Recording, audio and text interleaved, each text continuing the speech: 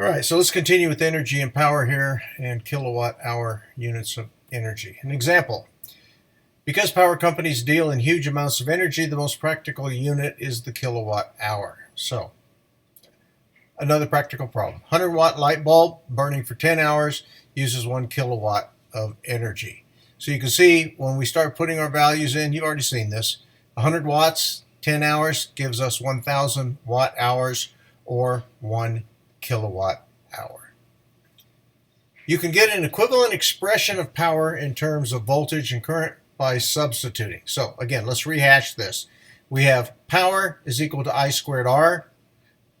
I squared then is I times R. Okay, notice that we've pulled those terms of current together. Now what we're going to do is we're going to separate them out so that we have 1 unit of current here, and we're going to combine the other unit of current just with the resistance. Well, when we do that, we rely on our relationship that I times R is equal to V. So we can substitute V for I times R into this expression, which gives us power is equal to V times I. Or, as some places in other texts call it, P is equal to I times E, and it spells the word pi, which is a good mnemonic. Again, you can obtain another equivalent expression by substituting V over R for Ohm's law. So if we go back to P is equal to V times I, and we substitute for I, V over R, we end up with, when we combine terms, our V's and our V's together, V squared over R. So these relationships then are expressed in the formulas known as Watt's law. So look at some simple examples here of simple circuits. We're going to calculate the power in each of these 3 circuits. In the first one, we have a 10-volt source, 2 amps of current, unknown resistor. In the second one, we have an unknown source, 2 amps of current, a 47-ohm resistor. And in the last one, we have a 5-volt source and a 10-ohm resistor. So what we're going to do is we're going to use each of our relationships for power, I squared R, V times I, V squared over R, and solve for the unknown. So in A, the unknown is the resistance. So we're going to take our values of voltage times current, and we get power of 20 watts. Okay? In the circuit B, we know I and R. Therefore, we're going to use power is equal to I squared R to solve for the power. So 2 amps squared times 47 ohms gives us 188 watts. In the last one then, we know voltage and resistance, so we're going to solve using V squared over R. 5 volts squared divided by 10 ohms gives us 2.5 watts. Okay, so different ways of solving for power with given knowns, solving for the unknown, in this case, power. Okay, so simple circuit, 4 amps, 10 volts, unknown resistor. Well, we know the current, we know the voltage. 10 volts times 4 amps gives us 40 watts of power. So I hope you're starting to see here that there are ways now that if we needed to solve for that resistor, all we would have to do is go back to Ohm's law somehow, and we're going to see this, to solve for that unknown resistor.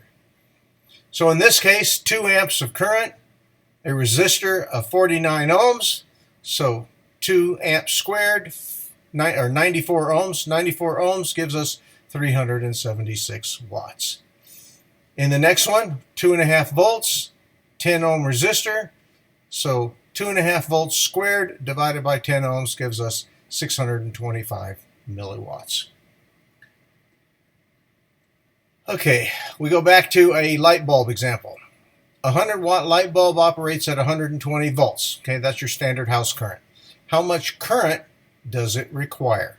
Okay, so we're going to use power is equal to V times I. And so in this case, we have voltage times current is equal to P. We just move the terms around because we're going to solve for I.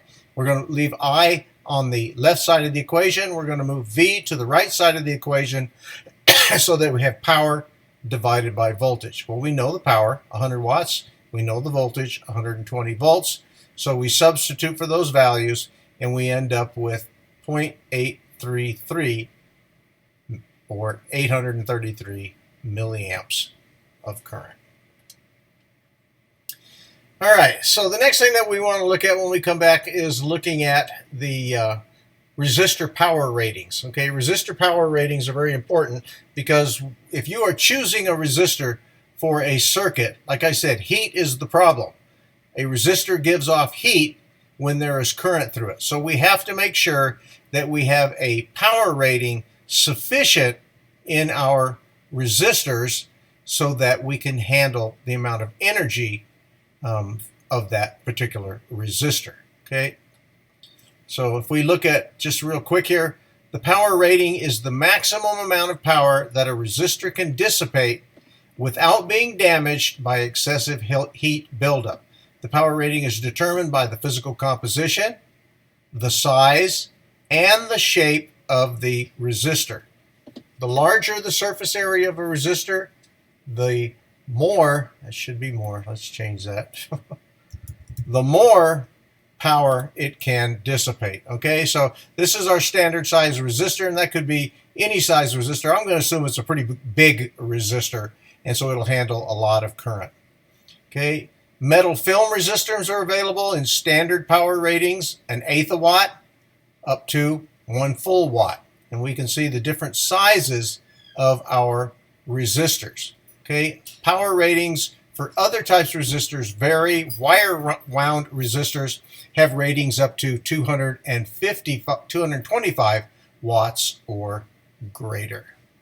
Okay, other types of power resistors: axial lead wire wound, adjustable wire wound, radial lead for PC board insertions. And they all have different power ratings. Okay, so when we come back, let's do some calculations to determine what power ratings are sufficient for any given size resistor.